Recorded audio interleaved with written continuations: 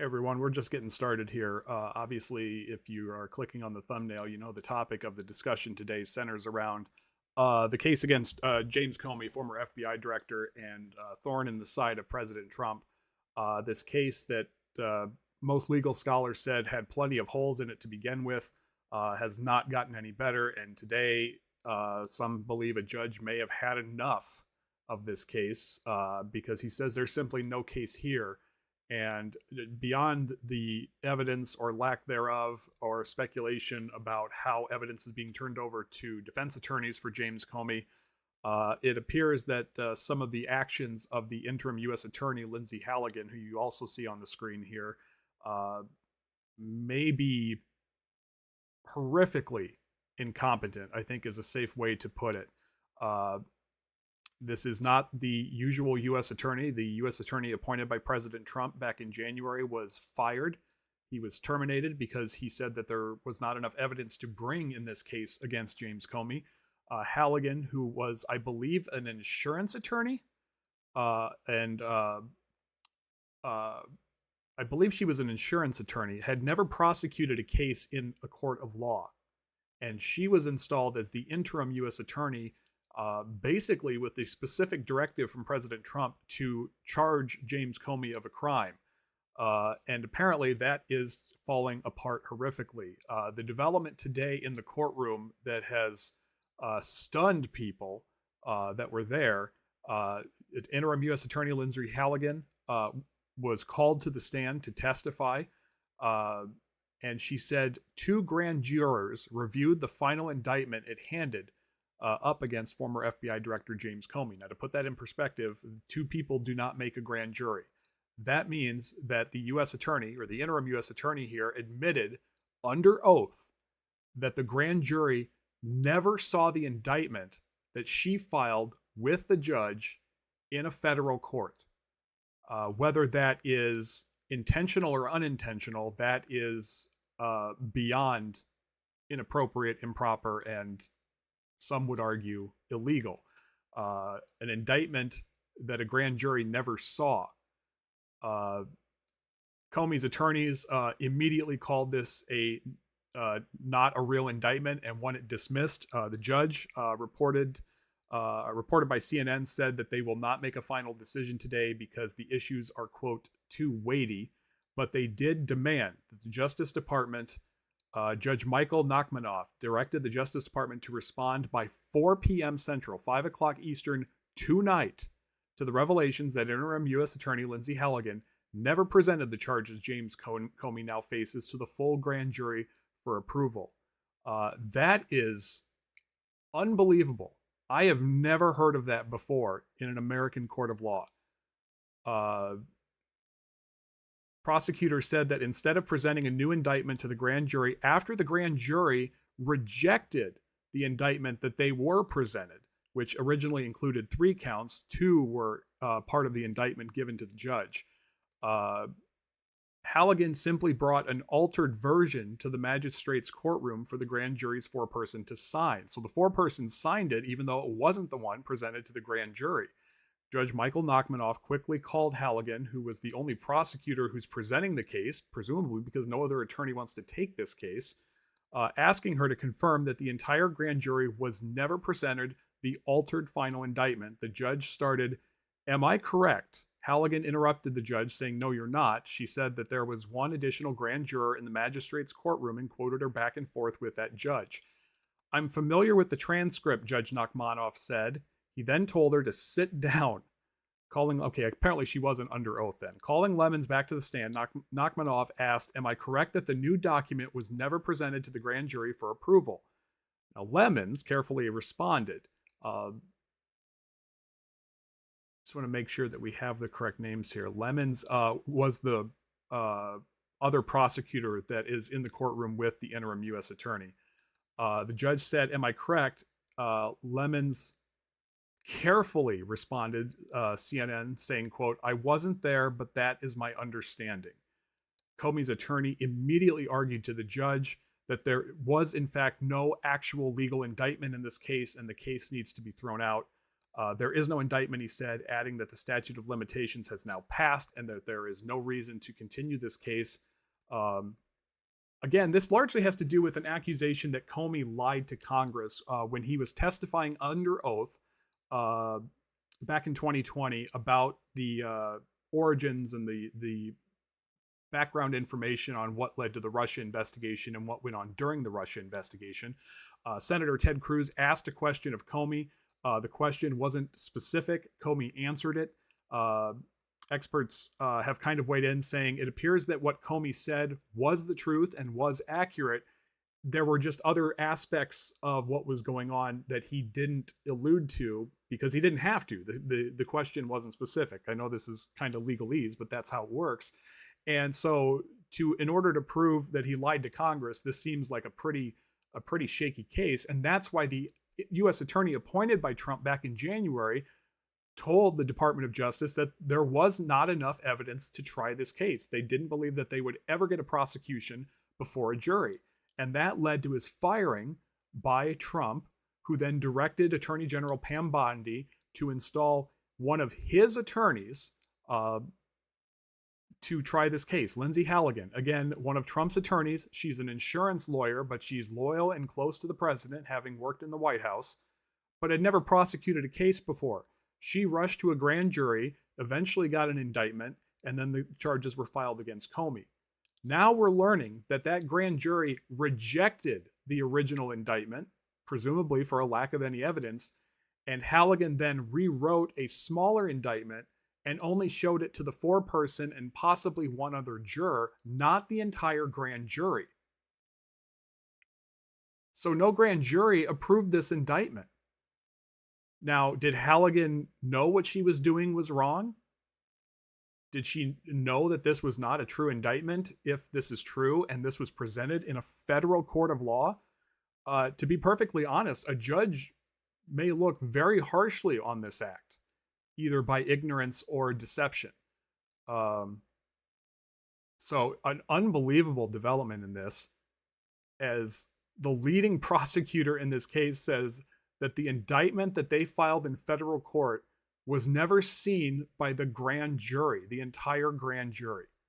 I've never heard of that before. I'm not a legal scholar. I've followed several cases in federal court, both here in Iowa and at the national level. I've never seen anything like this.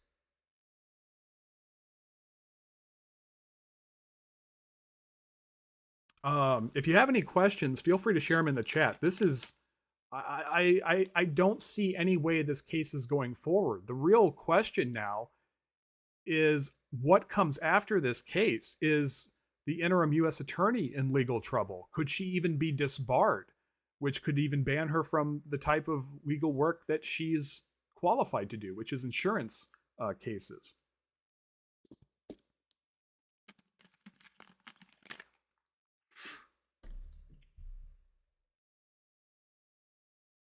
An incredible turn of events here.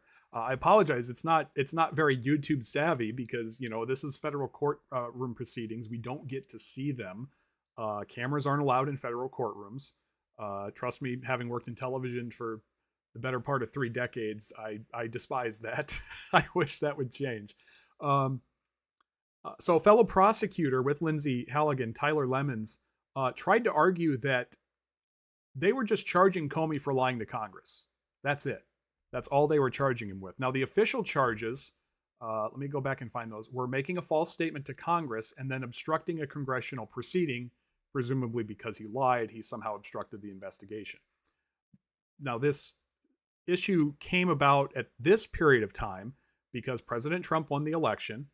President Trump appointed new U.S. attorneys, and the U.S. attorney in this district, he was pressuring to get an indictment against Comey for lying to Congress before the statute of limitations expired, which was within the last month or two. The U.S. attorney said, there's no evidence. There's no way I'm going to get a prosecution. I cannot bring this case.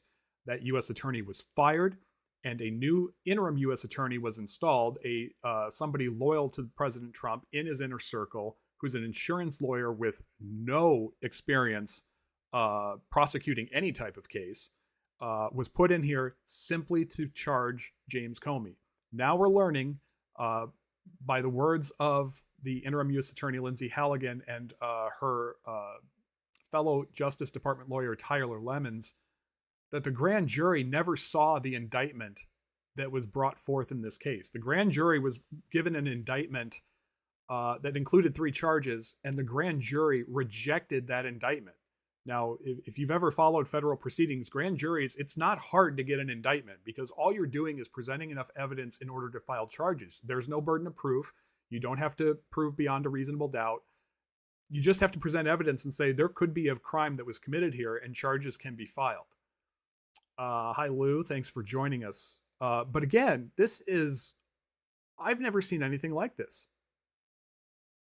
Now, Lemons told the judge today that he was not indicted at the direction of the President of the United States. Now, let's play a little legalese here. That is technically true. The President of the United States cannot direct someone. The President of the United States directly told the Attorney General, whether intentionally or unintentionally on Truth Social, to file charges in this case. And when that didn't happen, the U.S. Attorney was fired. A new U.S. Attorney who is very close to President Trump was installed. And now the Justice Department has gotten itself in this giant mess of a case where there is apparently no evidence. There is little proof that he actually lied to Congress. And now we've learned that the interim U.S. Attorney, Lindsay Halligan, again, no experience prosecuting cases and was told to bring this one, may have filed an indictment that the grand jury never saw and never approved. Now let's play best case scenario for the Justice Department here. If the judge determines that this indictment is improper to say the least, and intentionally misleading to say the most, this case doesn't go forward because it's not a legal indictment. The statute of limitations has expired. A grand jury had rejected the original indictment, and so this case is done. It's mainly a formality at this point. I don't see how this case goes forward. The judge has already said they're not going to make a final determination today, but I can't imagine it's going to take very long at all, as they are demanding an explanation from the Department of Justice by 5 o'clock Eastern today. They are demanding any and all excuse or explanation for what happened here before they consider whether or not to throw this case out or let it proceed to trial next year. Now, to be clear, most legal experts say this case lacked any substance that would secure a conviction for the prosecution. What Comey said under oath was a little ambiguous, but as people reviewing that have said, the question he was asked was ambiguous, and the answer he provided was truthful. It just didn't provide all the details. Now, if there had been a follow-up question asking for specifics, then being under oath, he should have provided those, but that didn't happen. They're trying to claim that an answer under oath that included intentionally or unintentionally an omission was a lie. Now, you can speculate that politically, but legally that doesn't hold any water. And that's why getting prosecutions for lying to Congress are relatively rare. It has to be pretty significant. And most people, especially those not interested in the political aspect of this, say that it just doesn't rise to that level in this case. So again, it is looking increasingly likely that James Comey will never go to the courtroom because there may not be a legal indictment in this case, because the original indictment was rejected by the grand jury, and a grand jury was never shown a new one. It was just reportedly shown to just the foreperson who signed off on it and possibly one other juror. Well, that's not a grand jury. And I would presume that most legal scholars would say that's not a legal indictment. And if there's no legal indictment, there's no case. And if there's no case, well, we'll see what President Trump has to say about that, because he's the one that demanded this investigation move forward. Now, since Comey was indicted earlier this year, several other cases that Trump has demanded have also moved forward with a little bit more legitimate actions. However, this interim U.S. attorney is also handling some of those cases, one of those being Letitia James, the New York Attorney General, who brought felony charges against President Trump and did secure a conviction um, over his misreporting of campaign funds that were used to pay off a porn star. They used a little bit of legalese to elevate those to felonies, and a jury agreed.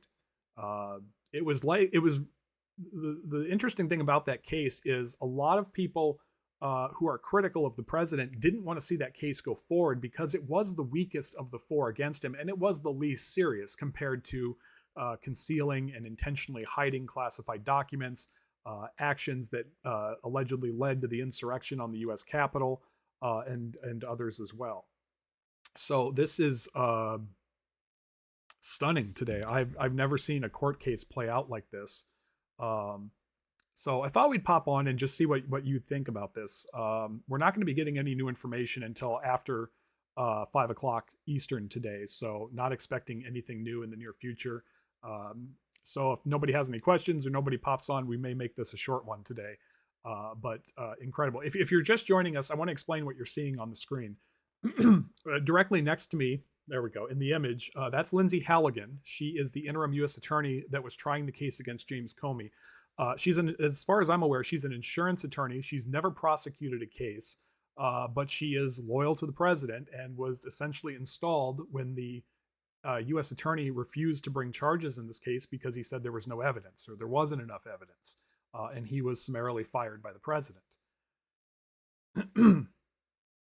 Halligan was put in specifically to go after these people that the president believes had done him wrong and therefore committed crimes. No other U.S. attorney, no other attorney in the Department of Justice signed off on these indictments. There was a Justice Department attorney joining her today because the judge was questioning her, and defense attorneys were questioning her about this indictment that apparently isn't an indictment at all. Let me explain this if you're just joining us again. In the federal court system, prosecutors, or the government in this case, obviously, go to a grand jury, present their evidence, explain why they want to file charges, and then the grand jury votes to authorize the charges or the indictment. There's no burden of proof. You don't need to prove beyond a reasonable doubt. You just need to say that there is significant evidence in this case that warrants a charge and a trial. So it's a very low threshold, legally speaking. Now we learn that the 3 charges she presented to the grand jury against James Comey were rejected by the grand jury, and that the grand jury never reviewed the indictment that she then turned in to the federal court system and to this judge.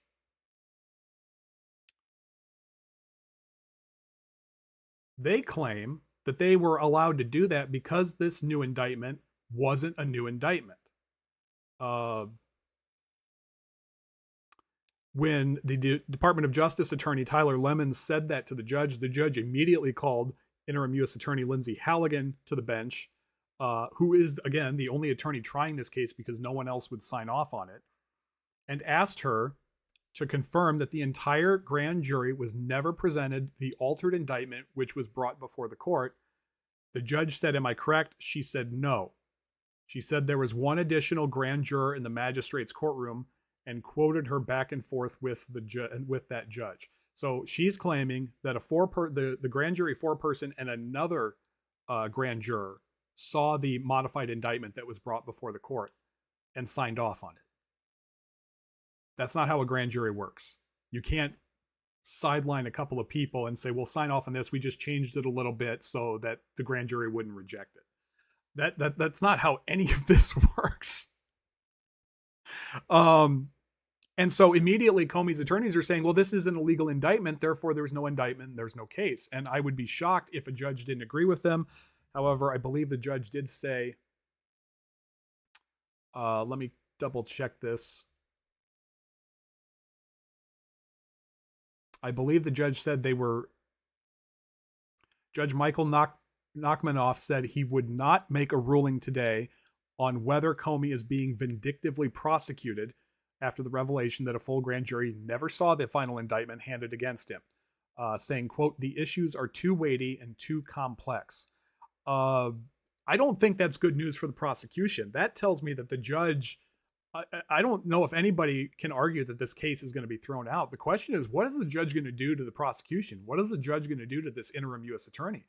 Are are they going to recommend charges? Are they going to recommend some other type of punishment? I mean, at the very least, they could throw this case out.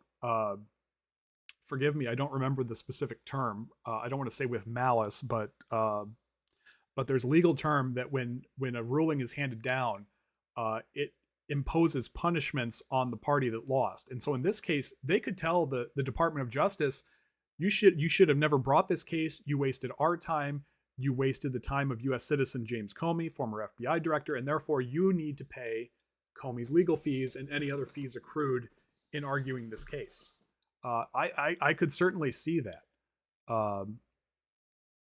I am at a loss for how this case moved forward at all, but we all know the chain of events. The U.S. attorney said that there was not enough evidence to prosecute James Comey. Trump immediately fired that U.S. attorney, which he appointed, and very publicly directed the attorney general to charge James Comey. Eventually, the interim U.S. attorney, who was a Trump insider, Lindsay Halligan, who you see on your screen next to James Comey, was put on this case, put in the office, and no other attorneys would sign off on this. They didn't want to put their name on this because they didn't think that this was a case.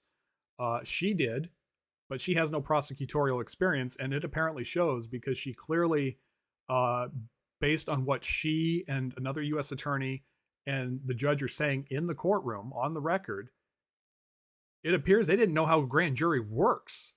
And so by herself, she had a four-person and potentially another juror sign off on the indictment when the entire grand jury not only never approved it, they never saw it. And they're trying to argue that, oh, well, this is just a modification of the indictment that they did see. Well, the problem with that argument is that indictment was rejected by the grand jury. So the judge may not issue an immediate ruling, obviously, because they want to get to the bottom of this themselves. How was the grand jury manipulated like this, allegedly? How was an indictment even signed off on when it wasn't seen by the grand jury? Did she simply try and convince the foreperson that this is just a modification, even though the grand jury never approved any indictment whatsoever? I have never heard of this before. So I want to know what you think. This is incredible. And we need to walk back a little bit here. James Comey was the heir apparent to be FBI director after Robert Mueller retired in 2012. In 2013, he was appointed by President Trump. FBI directors in modern times serve 10-year terms and are largely independent. They're not bothered by any administration. They're not influenced at all. And they try and stay relatively separate, especially from the Attorney General and the Department of Justice, because those are a little bit more politically oriented. Comey made two major errors in 2016 over his handling of the Hillary Clinton case that had to do with missing emails from her server. Traditionally, the FBI, no matter how high profile it is, does not comment on active investigations. And in the heat of the presidential election, he felt it was so important because of the rumors and speculation around it that he should comment about the investigation. And that was a choice he made that many insiders in the Department of Justice disagreed with and thought was a terrible idea. But he did it and ultimately cleared Clinton. And then, of course, we all know just days before the election, he came back and said, well, we got new evidence. And then hours before the election said, nope, she's cleared again. Clinton obviously vindictively believes that cost her the election. I don't know if that's true or not. But that's not what upset President Trump. Then candidate Trump loved the investigation into Hillary Clinton and tried to cozy up to Comey. Comey, who is a career man, didn't want anything to do with the president, just like he didn't want anything to do with any other president he had served under, because they try and stay independent from the political executive branch. He kept being contacted by President Trump. He was invited to a private dinner. Comey claims that it felt like a mob threatening if he wasn't loyal to the president. and he's written an entire book on that. Of course, President Trump denies that. Comey was ultimately, just months into Trump's first administration, was fired. Um, that triggered an investigation. Why did Trump fire him? Well, it's because during the presidential transition, Comey came to Trump, and he and the top intelligence director in the Obama administration presented the information that had been collected that suggested that Russia may have dirt on Trump, and Russia may have uh, influenced the presidential election, which he just won. Of course, Trump didn't like that because he doesn't want to make it sound like he didn't win it all on his own, and he believed it was all lies. Now, of course, we've never found out if it was a lie or not. The infamous Steele dossier, much of that we've never known if it was proven to be true or not. The reliability of it has certainly and justifiably been called into question. But ultimately, he fired Comey. And as a result, Trump's attorney general at the time, Jeff Sessions, decided to put the Russia situation to rest. He would appoint a special counsel to look into the matter. That special counsel ended up being former FBI Director Robert Mueller, who we now learned may not have been at his best during that investigation. The investigation ended inconclusively. There were charges filed against Russians. There was charges filed against a couple of members of the Trump campaign team, including his chairman, before they were pardoned. His campaign chair actually took sensitive polling data and handed it over to Russian groups tied to Russian intelligence that were operating a disinformation campaign on social media. I don't believe he was ever tried in that case because Trump won the election, was sworn in, and then pardoned him. He was later convicted of other crimes of fraud. Trump, I believe, pardoned him again, but he did serve a little bit of time for that. Steve Bannon served a little bit of prison time for that before he was commuted or pardoned. So that was the chain of events that led to Comey's firing. Once Republicans gained control of Congress, or excuse me, once Democrats gained control of Congress, they launched their own investigation into not only the Russia investigation, but also the chain of events that led to Comey's firing and the actions of President Trump. Ultimately, Democrats in Congress chose not to impeach the president on this matter because the Mueller report was, although it found crimes committed, it did not find enough evidence that President Trump knew what was happening and or took part in what was happening, saying that they could not provide enough evidence to determine the president's innocence or guilt. Democrats chose not to launch impeachment charges for that, and the matter was dropped. Once Republicans got back, then they decided they wanted to investigate the investigators. And so Republicans on Capitol Hill, the president, and the Department of Justice have been going after those who worked on these cases. Now, these are career attorneys. They were doing their jobs. They weren't out to find something. They were following their orders and working on this case, and they have been terminated. They've lost their jobs at the Justice Department, and some have been investigated for potential crimes, including former FBI Director James Comey. Again, U.S. Attorney for, I believe it's the Southern District of Virginia, or the Northern District of Virginia, actually, was told to investigate the matter into James Comey and whether or not he lied to Congress when he testified in 2020 about his dealings with the Russia probe. Scholars said, he didn't lie. He may have left information out, but that's not a lie. And the U.S. Attorney agreed, saying there wasn't enough evidence to bring this case forward to prosecute James Comey.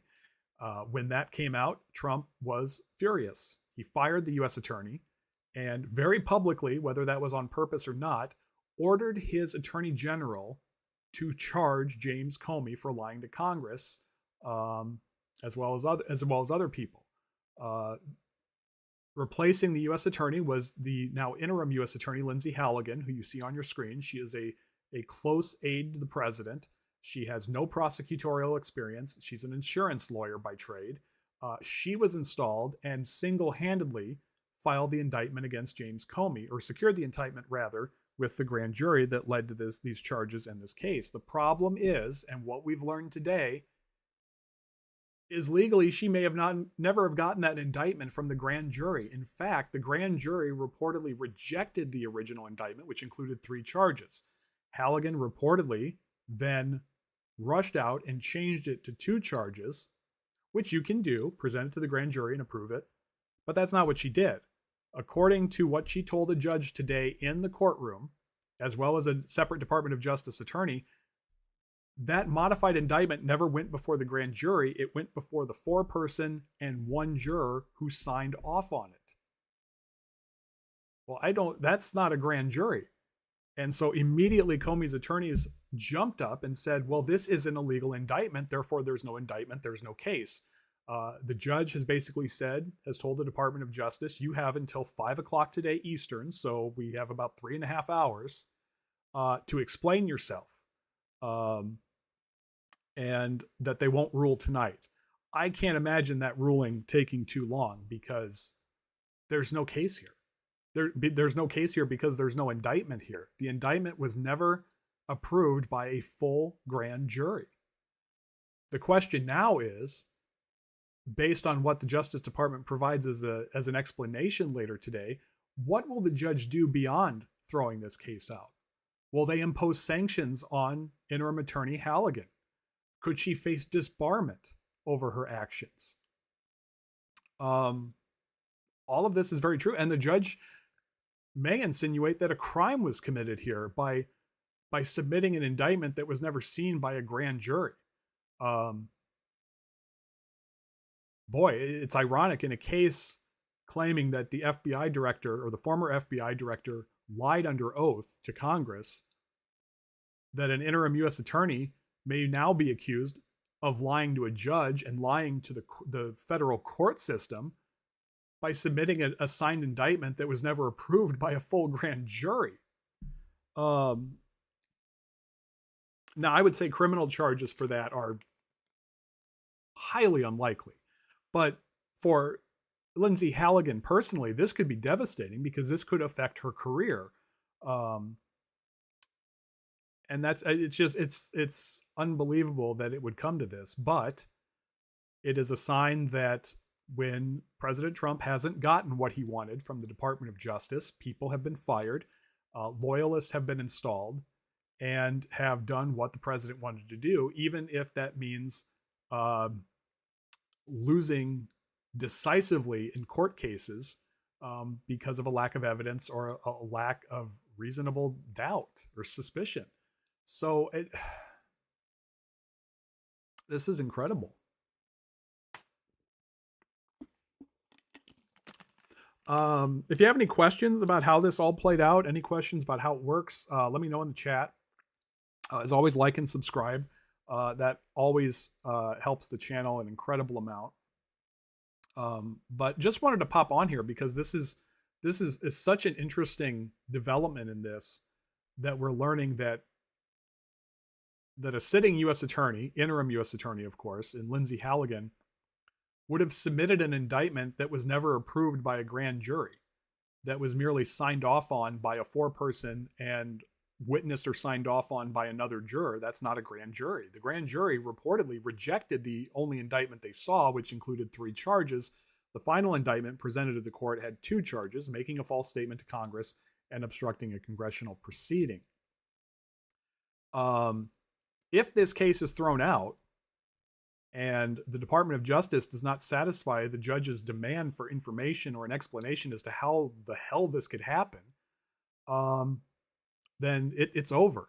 The statute of limitations has expired, and Comey cannot be tried for allegedly lying to Congress. And the question now is, what becomes of the other cases in this matter? Halligan is also involved in another case against New York Attorney General Letitia James, who tried and secured the conviction of President Trump on 34 felony counts. Lawyers there are arguing that, again, a U.S. attorney is being installed, and they're claiming that this case lacks merit. In Letitia James's case, that case revolves around alleged mortgage fraud. But there is evidence to suggest that she didn't commit a crime.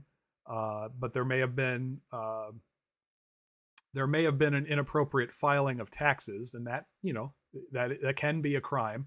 Largely, if it is found that a crime is committed, it largely doesn't involve jail time, and so that is still playing out. But again, there are several cases now playing out. Another, I believe, out of the case in Georgia. And I believe the other one involves the special counsel that investigated Trump, Jack Lee. Is it Jack Lee? Jack Smith. I apologize. He has such a generic name, Jack Smith. Smith is facing also a congressional investigation over his investigation into the president for his hiding of classified documents at Mar-a-Lago in New Jersey, at his New Jersey resort, as well as his actions before, leading up to, and during the insurrection at the Capitol. Smith has said he wants to testify before Congress, but he wants to do it in public. This is something that Republicans have really shied away from. Hunter Biden famously said that he would only testify to Congress in public, and it's because when it happens behind closed doors, then the only information we get out of it is what the people in the room say, and without video evidence of what actually occurred, we may not know if what they're telling us is, not to be punny, but the truth, the whole truth, and nothing but the truth. So Smith is demanding that his testimony, that he be allowed to testify in public about his role. He's also demanding that if he is going to be scrutinized by Congress, he is now fighting, or at least others are fighting, for the federal court in Florida, where he was trying the classified documents case, to release all of the documents in the case. A Trump-appointed judge there has resisted calls to release those documents. Appeals have gone against her, and I'd have to look and see where that case stands right now. But those documents detailing what Jack Smith found about the classified documents found at Mar-a-Lago could be released. We don't know when. We're obviously heading into a holiday season. The year is winding down, and so the courts, like everything else, is kind of slowing down. And like everything else in the court system, there's a process that has to be followed.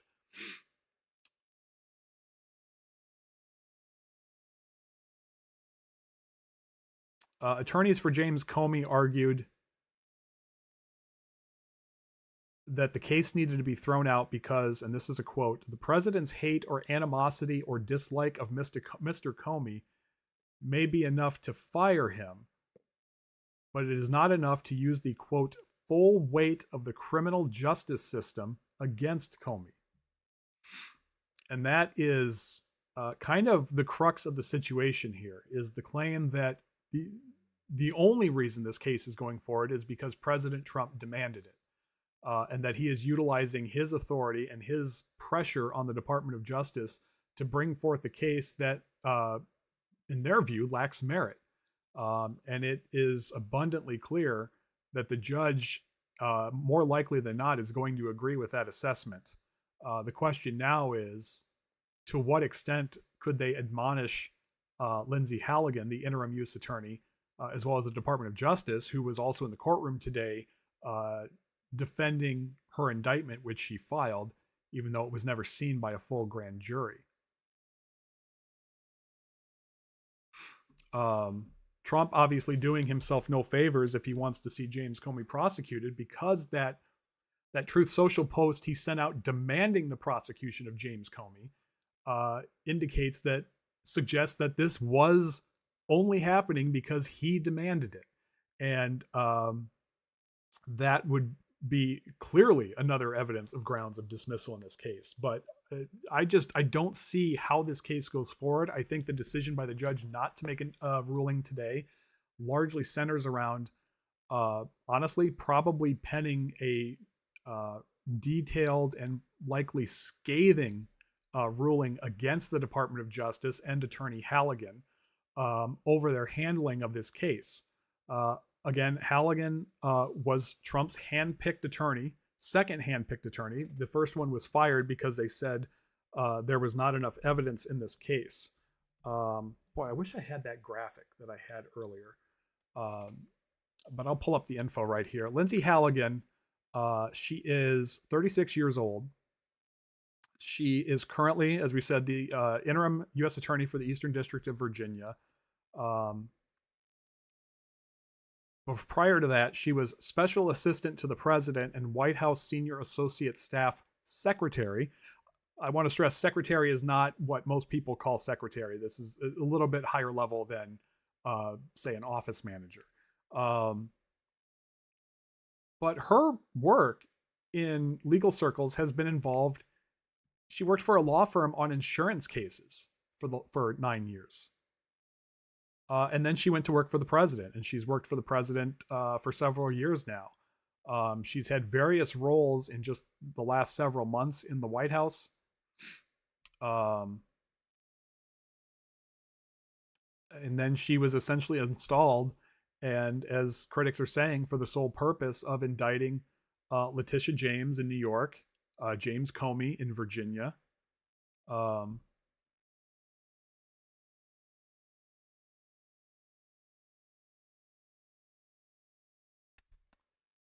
And has upended this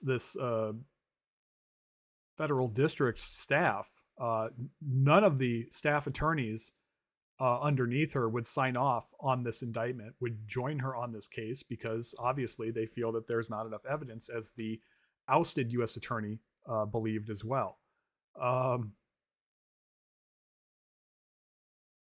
Now, earlier this month, a separate judge did find that Halligan may have committed misconduct by falsely stating that the Fifth Amendment precluded Comey from avoiding to testify at his trial. Judge Fitzpatrick added that Halligan had told jurors that the Department of Justice had additional evidence that would be revealed at trial, and noted the discrepancy between the indictment presented and the indictment approved by the grand jury, which we've now learned may not have actually been approved by the entire grand jury. And that is what's got this case on its last leg. But again, they're basically saying, she just told jurors, I know we don't have the evidence, but we'll have it at trial, so just sign off on it. And in the original indictment, which was 3 charges, the grand jury reportedly said no. And then they made this modification, but never presented it to the full grand jury, just the 4-person and possibly one other juror there that day. So there are holes on top of holes on top of holes in this case, and virtually no evidence that has suggested that James Comey is guilty of anything.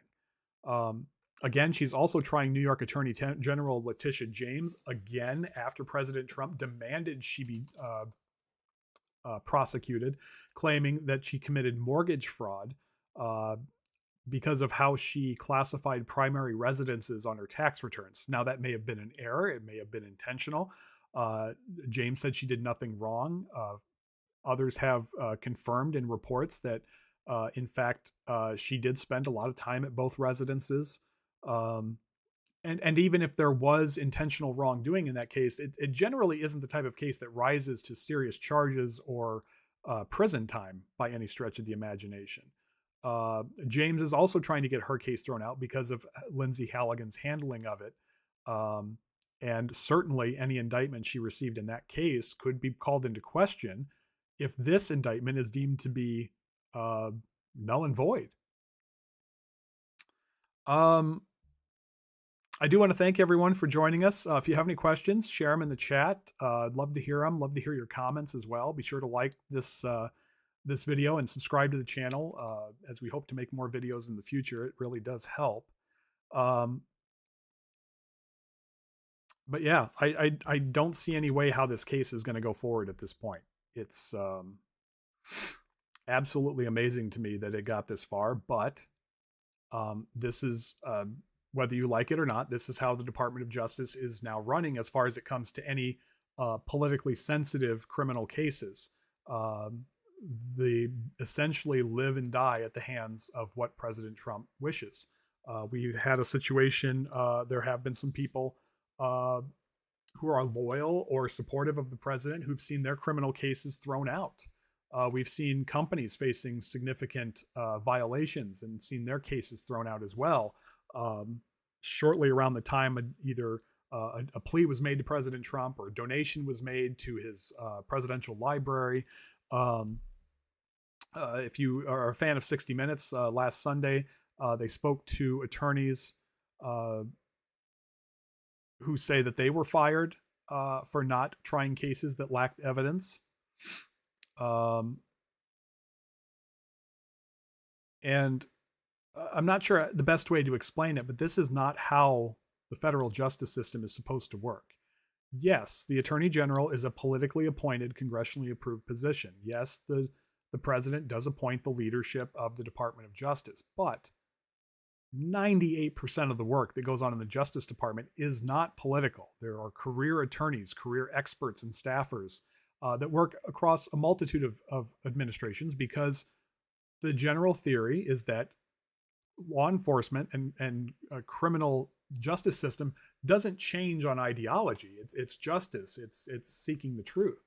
Um, and I would say more than any other time in American history, even more than when Richard Nixon went after his attorney general, uh, we're not seeing that precedent continue. The Department of Justice is carrying out cases because President Trump or somebody close to him wishes it. But while you may say that critics may say the Department of Justice has been poisoned, has been tainted, it largely appears that the justice system has not, because many of these cases that have been called into question have been rejected or tossed out by judges. In many cases, judges appointed themselves by President Trump. Um, so, we talk about checks and balances in our country. This is one check that appears to largely still be functioning. I know there's a lot of people out there who say that the checks and balances that Congress is supposed to wield over the executive branch are no longer functioning. And one could make that argument because we have not seen Congress defy the president on anything, with the exception possibly of the Epstein files. However, that really wasn't much of a legality concern. So, and speaking of, while we're on that topic, we do have the Epstein files bill has been sent to the president's desk. The president is claiming he will sign it as soon as he sees it. We don't know when that may be. We also don't know what will come of it. There are multiple reports from multiple agencies, including some less journalistic agencies, both on the left and the right, that are claiming that President Trump and other Republicans have been scrubbed from the files. Also, there is a suggestion that the president has demanded that Democrats he believes are in the files should be investigated. And of course, the attorney general is now obliging that. And so they may argue we can't release the files because we've opened an investigation. This, of course, is the reason why the Epstein files were never released during the Biden administration. Epstein was arrested and charged and then committed suicide in his jail cell during the first Trump administration. Ghislaine Maxwell, his convicted co-conspirator, was charged and arrested during the Trump administration, was tried under the Biden administration, was convicted, and sentenced, I believe, in 2022 or 23. And so the Epstein files were still part of an active case until earlier this year, when Ghislaine Maxwell's final appeal in the case was rejected by the Supreme Court. So that is why there is this push at this time to get these files released. We've seen dozens of Epstein's victims come forward saying, we want everything to be out there. They're also threatening that if not everything is released, or they feel that something is being held back to protect somebody, that they're going to blow the whistle. So much legal drama going on around the Trump administration right now, and we really don't know where it's going to go. I think we know where this case is going to go. I think this case will easily be thrown out and we'll be done with it. The question is, what will the judge say and possibly do against interim U.S. Attorney Lindsay Halligan and the Department of Justice? Certainly, it wouldn't be surprising if they're sanctioned to the extent of paying Comey's legal fees for essentially wasting their time and wasting the court's time, they could also impose other penalties as well. That is likely why this judge is not going to make a decision today, is whether or not they impose any sanctions. They're certainly want to go on a detailed record explaining why they're ruling the way they're ruling. So I'm not surprised that we're not going to get a decision today, despite the lack of evidence, despite the admission that the full grand jury never saw the indictment. I don't think that's surprising. But I think we'll get that soon. It may not be tomorrow. It may not even be this week. It's up to the judge to decide how they want to do this. Haven't seen anybody mention anything in the chat here for well over half an hour. So I do want to thank everyone for joining us. If you have any questions, feel free to share them, any comments as well. Otherwise, we may start wrapping this up here. As again, we're not expecting any more information until probably this evening. And then no determination from the judge tonight, and we don't know when that will happen in the future.